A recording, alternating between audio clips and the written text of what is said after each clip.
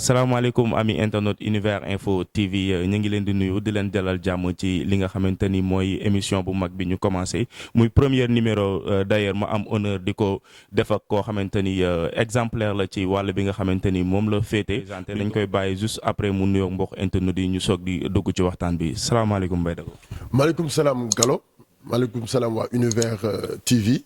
di la char tey tamit di kontaan tey ci. interview bi nga xamante ne ndax nañu ko séq mag yow tey fii ci ITV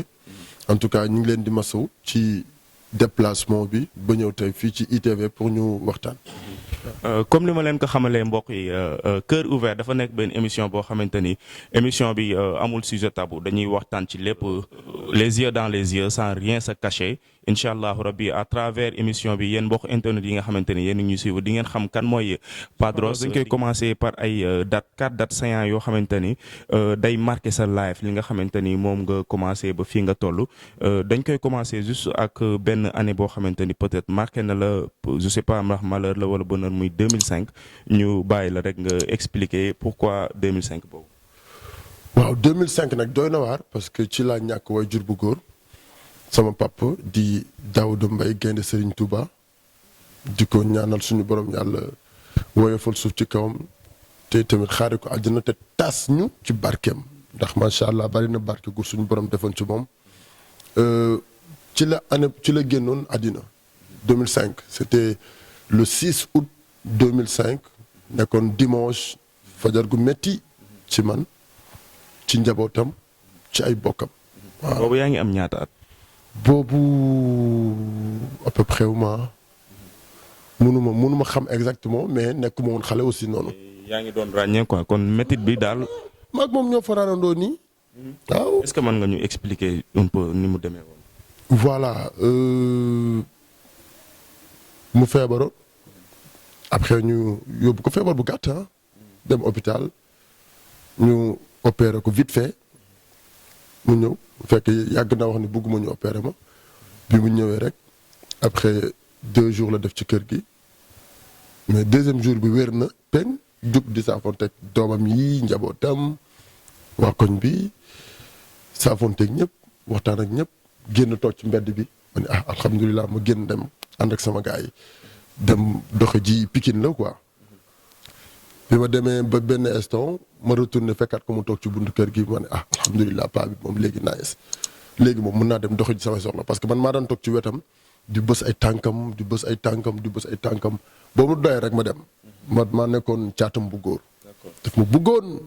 surtout ak li mu tuddee xaadim bëgg sëñ Touba moo tax ñu tuddee ko génne sëñ Touba moom nag après ci la retourné bi ma ñëwee fekk ko ci guddi gi mu tëdd ma dugg ci néegam tëdduma sax sama néeg ba ñu dugg ci néegam tëdd ci wetam ma yeewu suba teel ñun ñu kat paa bi dem na ñu ñëw yeema ni ma jugal xamoo lu xew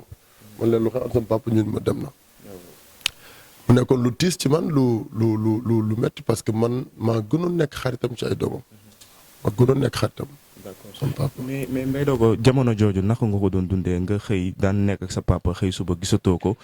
mu des sa waajuru jigéen ak say mag situation kër gi naka la demee woon. metti woon na torop metti woon na parce que suñu papa suñu xarit la woon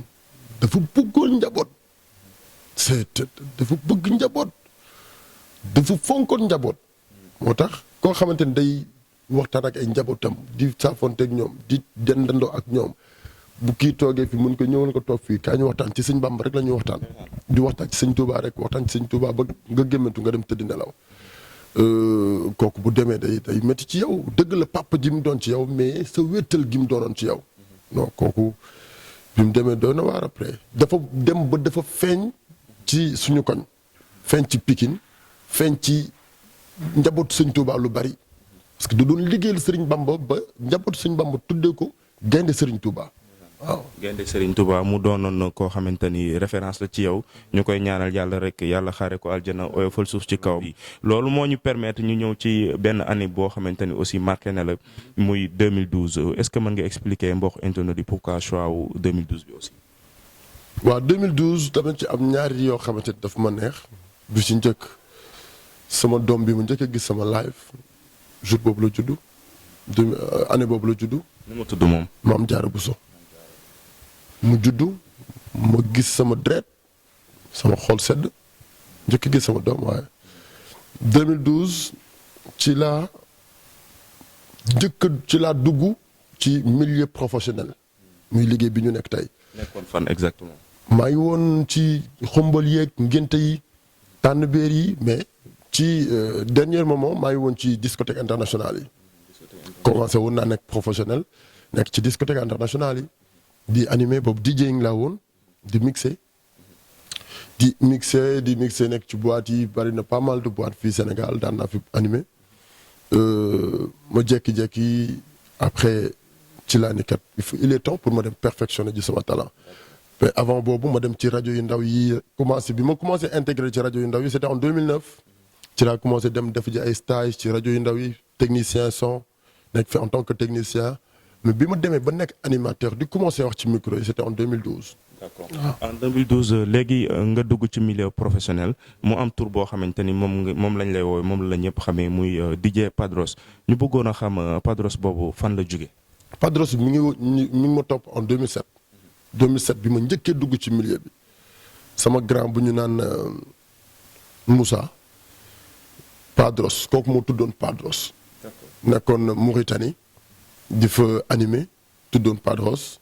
siigu nag biir Mauritanie après mu ni ma booy fils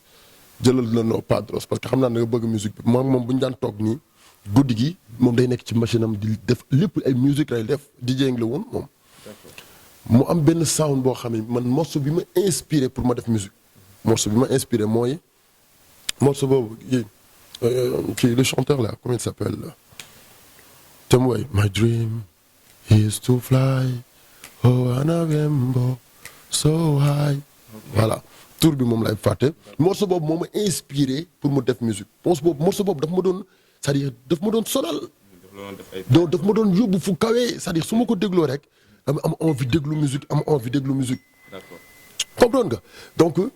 may déglu musique bi maag moom ñoo daan toog ñu tegandoo sound bi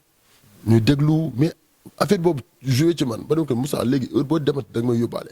fekk moom centre culturel français la nekkoon di def technicien son en même temps di nekk fii Sénégal di def ay affaires yu bari ci côté studio yi léegi heure bii dem ci studio yi yóbbaale ma heure bii dem centre culturel français yóbbaale ma gis ni muy defee technicien son ma ne ko lii dama koy jàng ñu dugal mu dimbali ma forcément ba jàppale ma ba ma dugg biir centre culturel français bi ma duggee foofu ma def fa formation 2 ans après bàyyi dem commencé animer dem ci benn shop musique bu nekk Grand Yoff Grand Lisa Cheikh Lisa yàgg ànd ak moom nag yàgg ànd ak moom ba 2009 ma dem di ànd ak waa Orange di leen liggéeyal di leen waxal ba ci yàgg ma ni nag am naa talent génn. ci nga demee ba yëg ni yow mii li nekkoon sa dënd yaa ngi koy commencé. maa ngi koy commencé yëg côté musique maîtriser naa lu bari mais li desoon mooy côté technique de parler man nag il faut ma dem côtoyer ji ci yenn télévision yi ak rajo yi pour jàng expérience boobu ci laa demee côtoyer ji ci yenn rajo yi Jokko FM de Rufisque après Oxygène de Pikine après Dakar FM de Radio Sénégal après Zik FM Ubi en 2012 Zik FM Ubi waaw ma dem fa nekk fa 1 an et demi jóge fa après expérience 4 stages RFM 4 mois après. yow def nga média yëpp Sénégal. lépp expérience la. boobu yëpp waxuma RFM 4 mois juste après RFM fan laa jaaraat sax après RFM. Africa 7 jaaroo. ma ñëw directement Africa 7. ñëw Africa 7 Africa 7 laa commencé wax ci micro. laa nekkee animateur. falaa génne li ma doon jàng ci expérience ci yeneen rajo yu ma doon jaar ak yëpp falaa ko ñëwee sotti. borom rajo bi may ñëw rajo bi dafa tëjoon tàkkatul. bu ma seetloo aussi bi nga jógee fi nga xamante ni mooy Africa 7 dem nga Walf TV. Walf TV am na loo fa imposé am na loo fa wane mu nekkoon en 2014 avril 2014 nga duggoon. Africa 7 def naa fa 3 ans jóge fa après dem fële dem Walf. yow Walf lan nga fa apporter comme touche bu bees ak li nga fa imposer vis-à-vis de tes patrons yi nga xamante ni yaa ngi doon liggéey ak ñoom. bari na parce que foo liggéey ba ñu jiital la def la directeur général yaakaar naa apporter nga leen lu bari te dama fa nekkoon en tant que employé simple di liggéey ñu may fay ma dem ñibbi ñu dem ba xam ni kii kat am na lu nekk ci moom dañuy jël rajo jox la ko jox la ay nit nga liggéeyandoo ak ñoom yàlla def ñi ma doon liggéeyandoo ñëpp nekk sama ay mag nekk sama ay kilifa mais teewul jàppale woon nañ ma ci liggéey bi mooy bi ma yoree rajo Puissance FM nekkoon fa directeur général. man est-ce que mën nañ xam raison yi taxoon nga bàyyi Walf parce que dañ ciy dégg ay rumeurs yoo xamante ni ça fait l'occasion nga leeral mbokk internet yi nga xamante ni ñoo ngi lay seetaan aussi. Walf moom bu ma waxee sama diggante ak yàlla amul raison bi tax. jëloo fa benn xale. non ba xale yi non xam nga àdduna moom foo nekk di nga waxtaan am ku la yàlla booleel. non du affaire yooyu de. Walf dama fa liggéey ba bàyyi ñu ni ma doo dem. d'accord ñoom ñi ngi may seetaan Sidy Lamine Niass mi ngi ci dëgg maa ngi ci fen doomam mi ngi may seetaan Cheikh Niass ma ni damay dem mu ni doo dem. moom léegi lan moo la animé woon pour nga bàyyi. non am envie ba arrêté rek nekk ci leneen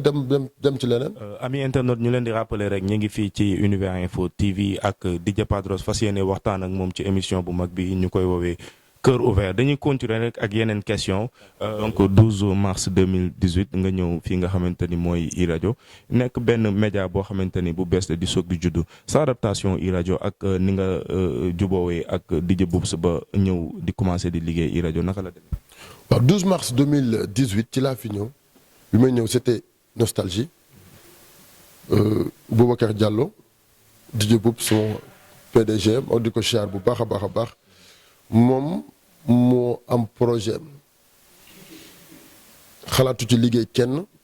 mu ni Padros yow laay woo ci sama projet mu woo ma ci projet bi ni ma kat dafa am lu ma bëgg nii ak nii ak nii donc fii la affaire bii nekk instant bi mais après nii lay demee professionnel la xam na li muy def donc bu toogee ba tànn benn nit ni yow mii kat laa soxla liggéeyandoo ak yow man nekk première personne bi ñëw fii iRadio loolu fierté la waaye xam na li mu def peut-être dafa am lu mu gis ci Padros c'est pour cela que mu ni Padros ñëwal ñu liggéeyandoo ensemble parce que animateurs yi bari nañ fi journalistes yi bari nañ fi mais Padros la tànn ñu ko ñëwal ñu liggéeyandoo ensemble mu ñëw nag yàlla def mu nekk ku ma bëgg mu bëgg ma moom ba pare moom mu bëgg ma torop waaye sama cofeel ci Boubs du ma ko wax ku ne xam na dëgg la moom moo inspiré pour mu nekk ci milieu bi mooy suma idole mooy suma lépp mu bëgg ma torop teg ma fenn waaw nit bu la bëggee du na ngay toog rek naan diw daf maa bëgg ñi nii nen mais daf ma bëgg moom naturellement voilà loolu nag yàlla dimbali ma ñuy liggéeyandoo nag professionnellement amul ay kii dafa bëgg kii dafa bëgg kii mais ñuy liggéey professionnellement jël lépp teg ko ci yoon di liggéey su ma defee lu ma wër te def mu woo ma allo Dros waaw nangam sangam nii message man ko thank you directeur le lendemain ma changé def leneen. d'accord ci loolu aussi ñu gis yaa ngi fiy liggéey bu am solo ci télé bi que si rajo bi nga ciy liggéey ñaar yëpp parallèlement ñu bëggoon a xam rek Padros si métier bi nga xamante ni moom ngay yëngu muy affaire animation. est-ce que mën nga ma wax en quelques mots animateur nan la war a mel. animateur tout d'abord sàkku ji expérience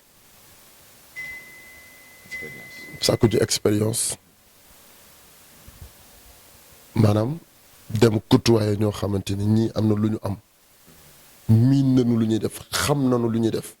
nga dem ci seen wet Pape Cheikh Diallo dama koy remercier te it di ko ñaanal ku def expérience bu bari ci man la ma côtoyer ko ñu nekk ensemble non mi ngi woon Zik FM ñu partager ensemble ma di ko nuyu Pape Cheikh chéri Kia ay dara mu def ci man expérience bu yaatu def ci man lu rëy loolu nekk sama fierté tey loolu dimbali ma dem côtoyer keneen ak keneen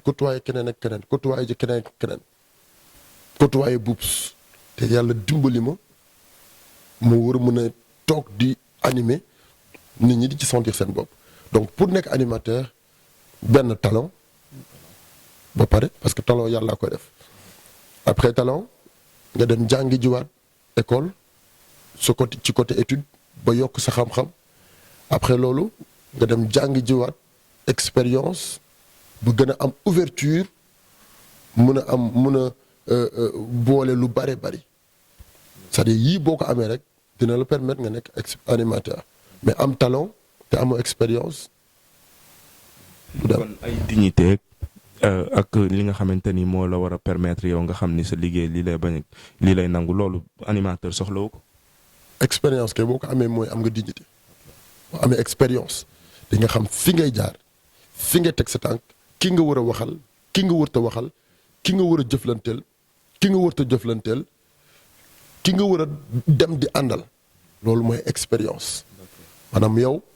sa liggéey mën na la yóbbu partout dans le monde da nga doylu loolu mooy expérience. Amis internautes, vous avez remarqué on a changé de décor là ñu ngi ci rajo bi ci télé bi lañ nekkoon sànq Mbaye Dogo ñëw ci rajo bi pour bàyyi la nga continuer sa émission bi nga xamante ni moom nga war a def à partir de 19h. ta relation ak Sidy Diop. nice sama fils la sama rakk la sama xarit la waaw sama lépp waaw ma nekk magam nekk animateur am. nga nekk magam nekk animateur am ñu gis tout récemment ki nga xamante ni moo nekkoon manager am di Baysal def benn sortie annoncé que ni arrêté na liggéey ak Sidy Diop depuis grand théâtre am bi ñu bëggoon a xam yow en tant que grand frère am naka nga ci doxee ak naka la situation bi demee actuellement. bi mu amee wax naan naag Baysal ni ko pourquoi ce choix bi bi mu annoncé loolu ci saa si grand théâtre ma ñëw fekk muy def interview man ko comment pourquoi les directeurs. parce que nii ak nii ak nii ak nii ak nii ma xool ni moom tamit bu ko neexee parce que nit day ànd ak nit ma ne ko tee nga ma bàyyi ma wax ci dox ci mun ma non parce que dimbali ma rek cette fois ci moom dama la ñaan ma ne ko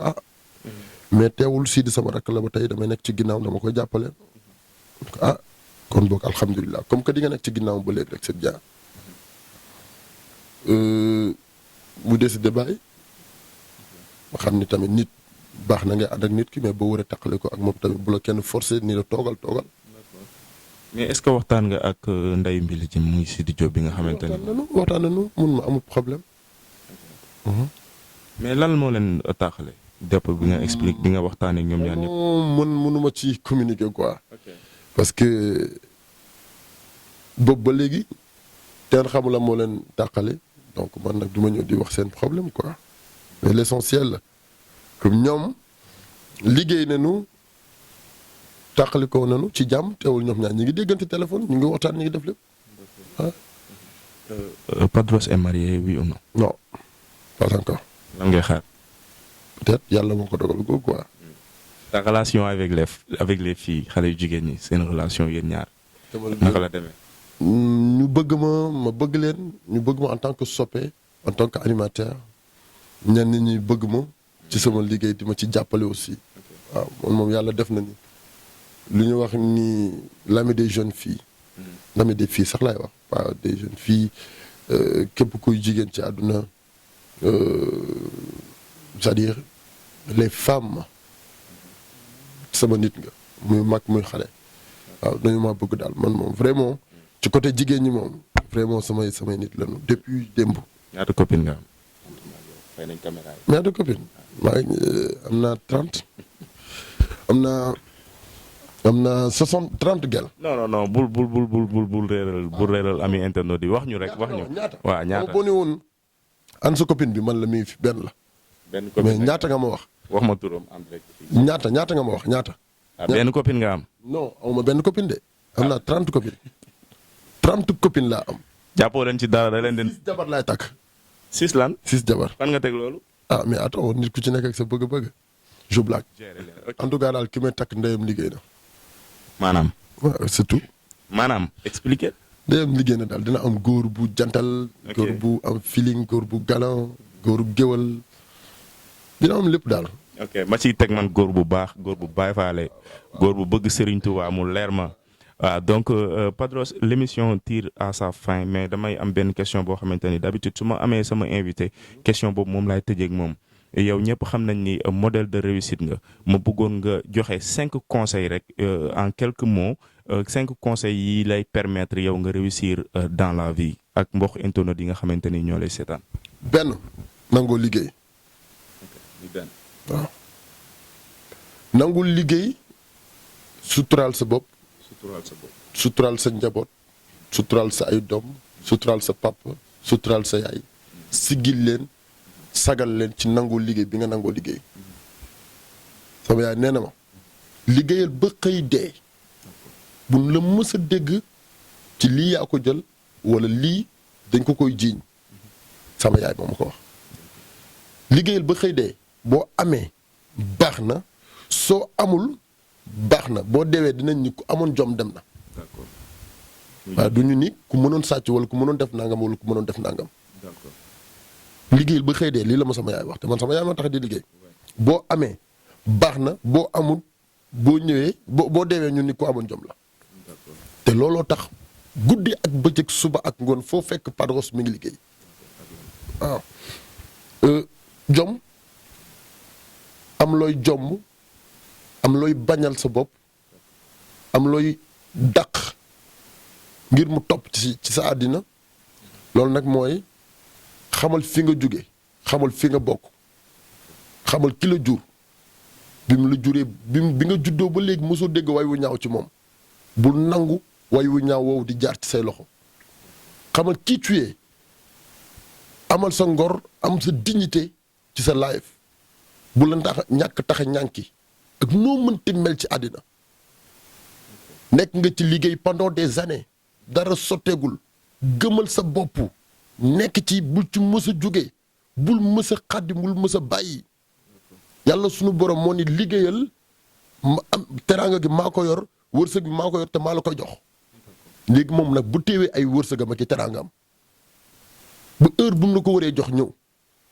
léegi boo nee da nga koy jëli ji force bi mooy def naka su dul noonu yàlla dina la xañ ñaari yoon ba pare wodd la xaawi sa sutura. donc bu ñu jàppee ni Padros nee na nit da ngay am jom. nit da ngay nangoo liggéey. nit da ngay suturaal sa bopp. suturaal say parents. léegi mu des ñaar.